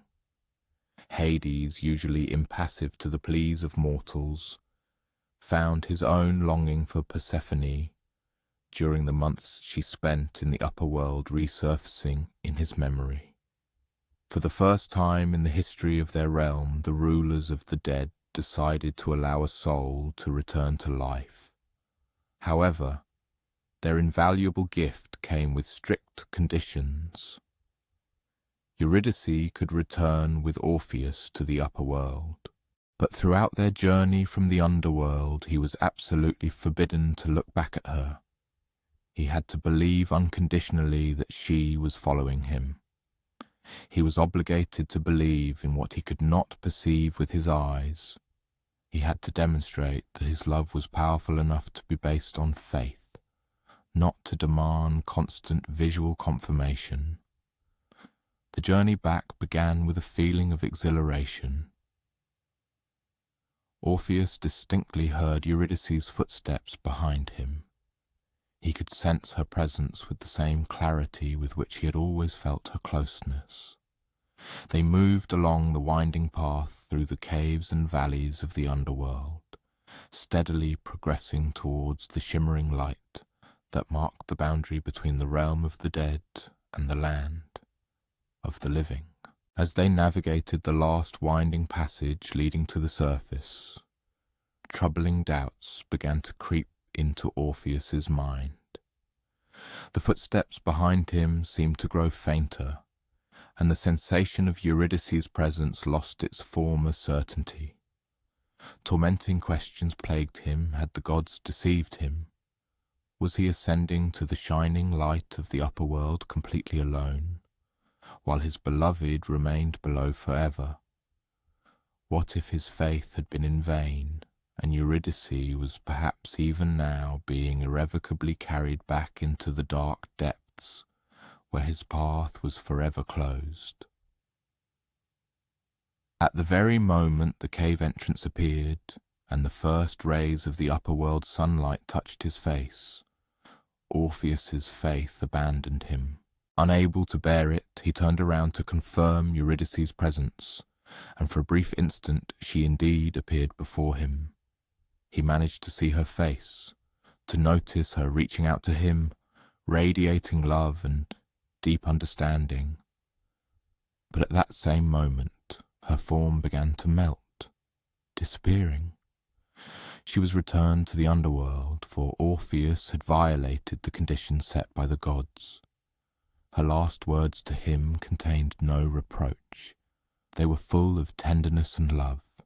She understood the reason for his action, forgiving him for the doubt that ruined them both as she dissolved into the darkness. On her lips played the same soft, understanding smile that had once first drawn him to her. Orpheus emerged from the underworld utterly alone. This second loss was even more devastating than the first, for he realized that he himself had caused his own sorrow. He tried to return to the cave, but the entrance was tightly sealed. The mercy of the gods, once rejected, would not be offered again to a mortal. He spent the rest of his life as a wandering musician. His songs now carried such immeasurable depth of sorrow and wisdom that they became even more powerful than before. People flocked to him from the most distant corners of the earth to hear him play, not because his music brought them joy, but because it helped them make sense of their own losses, their personal struggle between faith and doubt, their own experience of such overwhelming love that the very thought of losing it became almost unbearable. The story of Orpheus and Eurydice has been retold for millennia, not by chance, for it speaks to something universal in the human condition. Every person faces moments when they must act based on faith, not absolute certainty. When love requires us to believe in what we cannot see or prove, each of us is familiar with the temptation to look back, to demand reassurance when we are asked to simply believe. As you reflect before sleep, consider what this ancient story might whisper about the very nature of trust and doubt. What journeys in one's own life demand faith, not unwavering certainty? What relationships ask one to believe in their reality, even when it's not always possible to see or touch the evidence? Perhaps the greatest music we create is born not from instruments, but from the courage to keep moving towards the light, even when we cannot turn back to confirm that love is following us.